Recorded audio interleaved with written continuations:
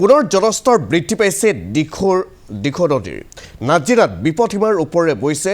দিখৌ নদীৰ জলস্তৰ নাগালেণ্ডত হোৱা বৰষুণৰ বাবে বাঢ়িছে দিখৌৰ পানী শংকিত হৈছে দিখৌপৰীয়া লোকসকল বিপদসীমাৰ প্ৰায় 1 মিটাৰ ওপৰেৰে বৈছে দিখৌ আনহাতে সামান্য কমিছে দিচাঙৰ জলস্তৰ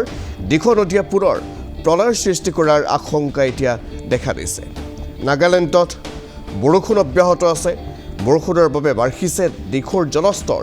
নাজিৰাত বিপদসীমাৰ ওপৰেৰে বৈছে নৈৰ জলস্তৰ নাগালেণ্ডত হোৱা বৰষুণৰ বাবে বাঢ়িছে দিখৌৰ পানী শংকিত হৈছে দিখৌপৰীয়া লোকসকল বিপদসীমাৰ প্ৰায় 1 মিটাৰ ওপৰেৰে বৈছে দিখৌ আনহাতে সামান্য কমিছে দিচাঙৰ জলস্তৰ দিখৌ নদীয়ে পুনৰ প্ৰলয়ৰ সৃষ্টি কৰাৰ আশংকাই দেখা দিছে ফোনযোগে সংযুক্ত হৈছে আমাৰ জ্যেষ্ঠ সাংবাদিক বিমল ভূষণ মহন্ত যেহেতু বৰ্তমান আছে শিৱসাগৰ জিলাতে বিমলে শেহতীয়া তথ্যখিনি জনাব বিমল যেহেতু নাগালেণ্ডত মুষলধাৰ বৰষুণ অব্যাহত আছে আৰু তাৰ মাজতে এটা খবৰ আহিছে যে এইবাৰ দিখৌৰ জলস্তৰ বৃদ্ধি পাইছে আৰু দিখৌৰ জলস্তৰ বৃদ্ধি পোৱাৰ বাবে এতিয়া যিসকল দিখৌপৰীয়া লোক আছিল বিশেষকৈ নাজিৰাৰ বহু ঠাই দিখৌৰ খন মাজেৰে গৈছে সমান্তৰালভাৱে যিসমূহ দিখৌৰ কাষৰীয়া ঠাই আছে সেই লোকসকল যথেষ্ট শংকিত হ'বলগীয়া হৈছে এতিয়া প্ৰশাসনৰ তৰফৰ পৰা কি জনোৱা হৈছে কিমান আচলতে পানী বাঢ়ি আছে দিখৌ নৈত বিমল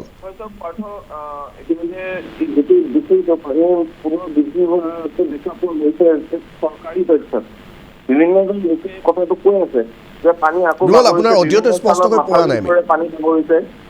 বিভিন্ন স্থানত পানী আকৌ কাৰোবাৰ ঘৰৰ পৰা ওলাইছিল যদি আকৌ সোমাইছে ঠিক এনেধৰণৰ কথা আমি কথাখিনি তেনেধৰণে লৈ আমি চৰকাৰীভাৱে তথ্যগতভাৱে গোটেই বিষয়টো জানিব চেষ্টা কৰিছিলো ৱাটাৰ ৰিচোৰ্চৰ যিটো চিষ্টেমৰ কণ্ট্ৰল ৰুম সেই কণ্ট্ৰল ৰুমে কালি নিশা 10 বজাৰ যিটো ৰিপৰ্ট দিছে সেই ৰিপৰ্ট মতে ইতিমধ্যে নাজিৰা অঞ্চলত তেওঁলোকে পানী কমা 96 অৰ্থাৎ 96.31 মিটাৰলৈ তেওঁলোকে পানী কমিছিল আৰু এই যিটো কালি নিশা 10 বজাৰ ৰিপৰ্ট নিশা 11 বজাৰটো ঠিক একেধৰণে পানী কমা বুলি তেওঁলোকে খবৰ দিলে যে 96.25 মিটাৰলৈ এই পানী কমিলে ঠিক তেনেদৰে যদি ৰাতি 1 বজাত সেই ৰিপৰ্ট তেওঁলোকে দিলে যে এইটো 96.19 মিটাৰলৈ কমিলে কিন্তু যদি পুৱা 6 বজাৰ ৰিপৰ্টটো লৈ আমি চাওঁ পুৱা 6 বজাত তেওঁলোকে দিলে যে 97.09 ৰাইজিং হ'ল অৰ্থাৎ কালি ৰাতিলৈকে নিশা 1 বজালৈকে 96.19 মিটাৰত থকা সেই পানীৰ স্তৰ এতিয়া পুৱাৰ ভাগত অৰ্থাৎ পুৱা 6 বজালৈ কিন্তু 97.09 মিটাৰলৈ বৃদ্ধি পালে অৰ্থাৎ প্ৰায় 1 মিটাৰ যদি পানী বৃদ্ধি পাইছে তেতিয়াহ'লে আকৌ বিভিন্ন অঞ্চল কিন্তু জলমগ্ন হোৱাৰ সম্ভাৱনা আছে জলমগ্ন যিসমূহ অঞ্চল সেই অঞ্চলসমূহত কিছু পৰিমাণ পানী কমিছিল ক'ৰবাত মাছলি ওলাইছিল ক'ৰবাত পথসমূহ ওলাইছিল পানী জমা কিন্তু এতিয়া আকৌ সেই স্থানসমূহত ডুব যোৱাৰ সম্ভাৱনা আছে আৰু দিখৌৰ যদি এইটো যিটো নাজিৰা অংশটো উজনি অংশ দিখৌৰ গতিকে ইয়াত যদি পানীৰ স্তৰটো বাঢ়ি যায় লগে লগে শিৱসাগৰ টাউনৰ বাবে আচলতে এইবাৰ চহৰখনৰ বাবে কিছু বিপদমুখী আনিব কাৰণ ইয়াত পানীটো বাঢ়ি যোৱাৰ লগে লগে সেই পানীৰ স্তৰ শিৱসাগৰ চহৰটো বৃদ্ধি পাব আৰু শিৱসাগৰ চহৰত বৃদ্ধি পোৱা মানে ইতিমধ্যে তাত কেইবাস্থানতো হাইৱে প্ৰায় অচল হৈছে সৰু গাড়ী আমি কালি নিশাৰ খবৰ দিলোঁ সেই সময়ত এইটো মানে বাইপাছৰ শিৱসাগৰ বাইপাছৰ ওচৰত অডিঅ' বিমল আপোনাৰ অডিঅ'টো একেবাৰে স্পষ্ট হৈছে বিমল আপুনি যদি মোৰ মাতটো শুনি আছে আপোনাৰ অডিঅ'টো একেবাৰে অস্পষ্ট হৈছে শিৱসাগৰ বাইপাছৰ ওচৰত এতিয়া মাত্ৰ প্ৰায় ডাঙৰ ডাঙৰ ট্ৰাকহে পাৰ হ'ব পৰা অৱস্থাত আছে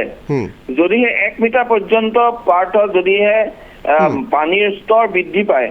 আৰু সেয়া যদি দিখৌৰ উজনি অংশত অৰ্থাৎ নাগিনীমৰা বা বিহুবৰ অঞ্চলত যদি সেয়া বা নাজিৰা অঞ্চলত যদি সেয়া বৃদ্ধি পায় তেতিয়াহ'লে পৰৱৰ্তী পৰ্যায়ত সেই পানীয়ে শিৱসাগৰৰ যিটো দিখৌৰ ডাউন ষ্ট্ৰীম যাৰ কথা দিখৌমুখে হওক সেয়া শিৱসাগৰ টাউন হওক সেয়া গৌৰীসাগৰ হওক সেই অঞ্চলসমূহ পুনৰ কিন্তু প্ৰভাৱিত কৰিব আৰু সেয়েহে 1 মিটাৰ পৰ্যন্ত চৰকাৰী তথ্য মতে বৃদ্ধি পোৱা এই কথাটোৱে কিন্তু ক'ৰবাত ৱাটাৰ ৰিচোৰ্চ ডিপাৰ্টমেণ্টৰ যিটো তথ্য এই তথ্যটো কিন্তু ৰাইজৰ বাবে কিছু পৰিমাণে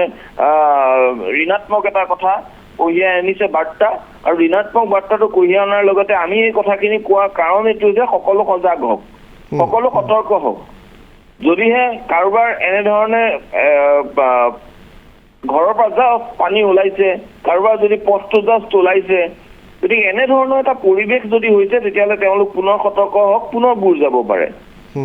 গতিকে সেইবাবে আচলতে এই তথ্যটো আমি ৰাজহুৱা কৰিব বিচাৰিছো। ভয় কোনেও খাব নালাগে, 1 মিটাৰ পানী বাঢ়িলে ই একো বিশেষ বিপদ নহয়, কিন্তু যিসকল লোকে ইয়াক লৈ আতংকিত নহ'ব, কিন্তু সাৱধান অন্তত সকলো হওক যে পানী পুনৰ পাহাৰত হোৱা বৰষুণৰ বাবে পানী পুনৰ বৃদ্ধি পাইছিল। কিন্তু এতিয়া দুপৰীয়া ভাগৰ যিটো আচলতে ৱাটাৰ ৰিচোৰ্চ ডিপাৰ্টমেণ্টৰ যিটো তথ্য, সেই তথ্য অহালৈ আমি এতিয়া বাট চাব লাগিব যে পৰৱৰ্তী পৰ্যায়ত পানী কমিছে নে কমিব নে কিমান কমিলে, আৰু সেই ধাৰাটো আমি নিশ্চয় পাঠক গম পাম। বিমল, আপুনি যিহেতু শিৱসাগৰ জিলাখনত বৰ্তমান উপস্থিত আছে, আপুনি বিভিন্ন ঠাই ইতিমধ্যে গৈছে, আপুনি নিজৰ চকুৰে গোটেই দৃশ্যখিনি দেখিছে। এতিয়া যি বিহুবৰ চন্তক এইসমূহ অঞ্চল যিহেতু বেছিকৈ প্ৰভাৱ পৰিবলগীয়া হৈছিল, শিমলুগুৰিৰ আশে পাশে ৰামুগাঁও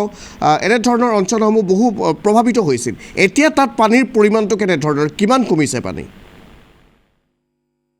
পাৰ্থ, এতিয়া তাত পানী বিশেষভাৱে যদি আমি বিহুবৰ অঞ্চলটো চাওঁ, বিহুবৰত মানুহৰ ঘৰৰ ভিতৰত এতিয়া পানী নাই। ক'ৰবাত 10 জেগাত 2 এঘৰ আছে, তেওঁলোকৰ ঘৰত পানী আছে, সেইটো বেলেগ কথা। কিন্তু গাঁও হিচাপে বিহুবৰৰ যিসমূহ গাঁও, সেই গাঁওসমূহত মানুহৰ ঘৰৰ ভিতৰত ইমান পানী নাই। সেয়া নেপালী বস্তিয়ে কওক, সেয়া 2 নং নেপালী বস্তিয়ে কওক, সেয়া বিহুবৰে কওক, বা সেয়া চন্তকৰে বিভিন্ন গাঁৱৰ কথা কওক। কিন্তু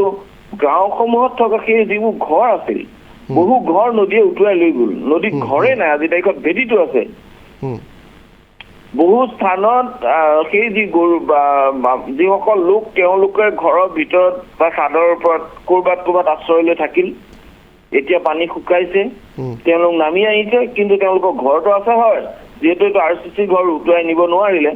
সেই ঘৰটো আছে হয়, কিন্তু ঘৰটোৰ ভিতৰত প্ৰায় এককাল পৰ্যন্ত পলস। এতিয়া সেই এটা ঘৰত এটা বৃহত্তৰ ঘৰ, গাঁৱৰ ঘৰবোৰতো গুৱাহাটীৰ নিচিনা সৰু ফ্লেট নহয়, তাত বহুত ডাঙৰ থাকে ঘৰটো, আগফালে সোমাই পিছফালে ওলাই যোৱাৰ ব্যৱস্থা থাকে। গতিকে সেই তেনেকুৱা এটা ঘৰত আপুনি যদি প্ৰায় এককাল পৰ্যন্ত পলস থাকে, আৰু সেই পলস নুশুকোৱালৈকে উলিওৱাটো এক প্ৰকাৰ অসম্ভৱ। গতিকে এতিয়া সেই ঘৰসমূহত ৰাইজ সোমাব পৰা নাই, কোনো লোক, সকলো লোকে পথাৰত থাকিব লগা হৈছে। কিছু লোকে চফা কৰিছে যাৰ ঘৰত কম পলস, কিন্তু যাৰ ঘৰত অধিক পলস সেইসমূহ লোকে এতিয়া চফাই কৰিব পৰা নাই।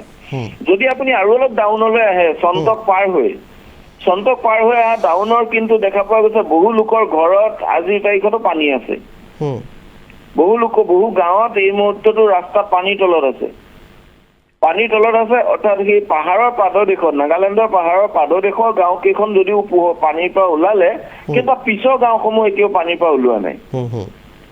ঠিক একেদৰে যদি আপুনি আহি একেবাৰে শিমলুগুৰিৰ ওচৰত পায়, শিমলুগুৰিৰ টাউনখন পানীৰ পৰা ওলাল, পানীৰ পৰা ডুব গৈ থকা নাই, কাষৰীয়া ৰাস্তা কেইটা ওলাল, কিন্তু গাঁওসমূহত, ঘৰসমূহত আজিৰ তাৰিখতো এককাল পৰ্যন্ত পানী আছে। বহু ঘৰ এতিয়াও পানীৰ চালে কাটি আছে, বহু ঘৰত এতিয়াও বহু পলস পৰি আছে। এনেধৰণৰ এটা পৰ্যায়। গতিকে এতিয়া বিভীষিকাটো কমিবলৈ বহুত সময় লাগিব পাৰ্থ ইয়াত। যেতিয়ালৈকে শিৱসাগৰ চহৰৰ পানীখিনি ওলাই নাযায়, যেতিয়ালৈকে শিৱসাগৰ চহৰৰ ৱাটাৰ লেভেল ডাউন নহয়, দিখৌৱে হওক বা দিহিঙে হওক বা যিকোনো প্ৰকাৰে যদি সেই পানীখিনি উলিয়াই নি ব্ৰহ্মপুত্ৰত পেলাব পৰা নাযায়, তেতিয়ালৈকে কিন্তু এই লোকসকল এনেদৰে বানত ডুবি থাকিব। কাৰণ এই পানীখিনি এক প্ৰকাৰ ইয়াত আবদ্ধ হৈ পৰিল পাৰ্থ, আৰু আবদ্ধ পানীত এক প্ৰকাৰ বুৰ যোৱাৰ পিছত এক বিভীষিকাৰ সৃষ্টি হ'ব পুনৰ এই বৃহত্তৰ অঞ্চলটোত। এতিয়া আটাইতকৈ বিমল চিন্তাৰ বিষয় হৈছে এইটোৱে যে এতিয়া যিহেতু পানী লাহে লাহে কমি আহিছে, স্বাভাৱিক হ'ব জীৱন যাত্ৰা, যদিও বা এই যি প্ৰত্যাহ্বানৰ মুখামুখি হ'বলগীয়া হ'ল বা যেনেধৰণৰ এটা প্ৰাকৃতিক দুৰ্যোগৰ মুখামুখি হ'বলগীয়া হ'ল, তাৰ ৰিকভাৰী কৰিবৰ বাবে যথেষ্ট সময়ৰ প্ৰয়োজন হ'ব, আৰু সেয়া কিমান বছৰ লাগিব হয়তো কোনেও নাজানে। কিন্তু এই মুহূৰ্তত আটাইতকৈ চিন্তাৰ বিষয় এইটোৱে যে এতিয়া যেতিয়া পানী কমিছে, পানী কমাৰ লগে লগে অ'ত ত'ত মৃতদেহ উদ্ধাৰ কৰা হৈছে। কালিৰ দিনটোতো মুখ্যমন্ত্ৰী ডক্টৰ হিমন্ত বিশ্ব শৰ্মাই এটা কথা কৈছে যে বহু সংখ্যক লোক এতিয়াও তেওঁলোক নিৰুদ্দেশ হৈ আছে, তেওঁলোকৰ কোনো ধৰণৰ তথ্য এতিয়ালৈকে পোৱা নাই। প্ৰশাসনৰ সৈতে আপুনি যোগাযোগ কৰিছিলে নেকি যে এতিয়ালৈকে প্ৰকৃত তথ্যটো কিমান, কেনেধৰণৰ কি তথ্য তেওঁলোকে লাভ কৰিছে নিৰুদ্দেশ সন্দৰ্ভত? প্ৰশাসনে মুখ্যমন্ত্ৰীগৰাকীয়ে যিটো কথা কৈছে, প্ৰশাসনে অৱগত কৰা কথাই মুখ্যমন্ত্ৰীগৰাকীয়ে কৈছে। আৰু আটাইতকৈ ডাঙৰ কথা যিখিনি স্থানত আজিৰ তাৰিখত মানুহখিনি নিৰুদ্দেশ হৈছে যদি আমি আটাইতকৈ বেছিকৈ প্ৰভাৱিত হোৱা অঞ্চলটোৱে হ'ল বিহুবৰ বিহুবৰৰ ভিতৰত যিখিনি নেপালী মানুহ আছিল নেপালী সম্প্ৰদায়ৰ লোকে তাত অধিক আছে তেওঁলোকে গাখীৰৰ উৎপাদন কৰে সেই গাখীৰ উৎপাদন তেওঁলোকৰ মূল ব্যৱসায় আৰু তেওঁলোকৰ সেই অঞ্চলসমূহত দেখা পোৱা গ'ল পাৰ্থ যে তাত এক প্ৰকাৰ এনে এটা ব্যৱস্থা আজিৰ তাৰিখত এখন ঘৰ পলকে পোত খাই আছে সেই ঘৰখনৰ ভিতৰত মানুহকেইটাও পলকৰ তলতে সোমাল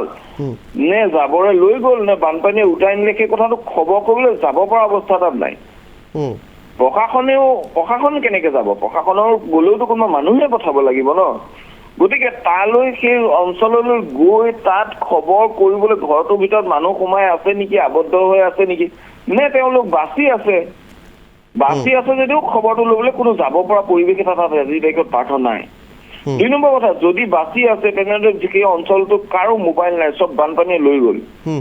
মানে সকলোৱে প্ৰাণটো বচাই দৌৰি পলাইছিল আৰু সেই সময়ছোৱাত ঘৰখনক কোনো বস্তুৱে বচাব নোৱাৰিলে আনকি বহুতৰ মোবাইল পৰ্যন্ত গুচি গ'ল এতিয়া যদি কেইটা মোবাইল বাচিলে সেইকেইটাও আকৌ চাৰ্জ শেষ হৈ গ'ল এতিয়া কাৰেণ্ট দিব পৰা অৱস্থাত নাই তাত গতিকে এক প্ৰকাৰ যোগাযোগ শূন্য এটা অঞ্চল কোনো লোকে খোজকাঢ়ি গৈ কাৰোবাক লগ পোৱা বাদ দি কোনো যোগাযোগ ব্যৱস্থা তাত নাই সেয়েহে পাৰ্থ এই মুহূৰ্তত এই কথাটো এক প্ৰকাৰ স্পষ্ট যে সেই লোকসকল আৰু মুখ্যমন্ত্ৰীয়ে যিটো কথা কৈছে যে এক প্ৰকাৰ কিমানজন লোকটো মিচিং সেই সঠিক তথ্যটো এই মুহূৰ্তত নাই আৰু সঠিক তথ্যটো উলিয়াবলৈ ঠিক আছে বিমল ধন্যবাদ জ্ঞাপন কৰিছোঁ সমগ্ৰ তথ্যখিনি জনোৱাৰ বাবে আৰু সেয়া আছিল বিমল ভূষণ মহন্ত ইতিমধ্যে বিমলে গোটেই তথ্যখিনি আমাক জনাইছে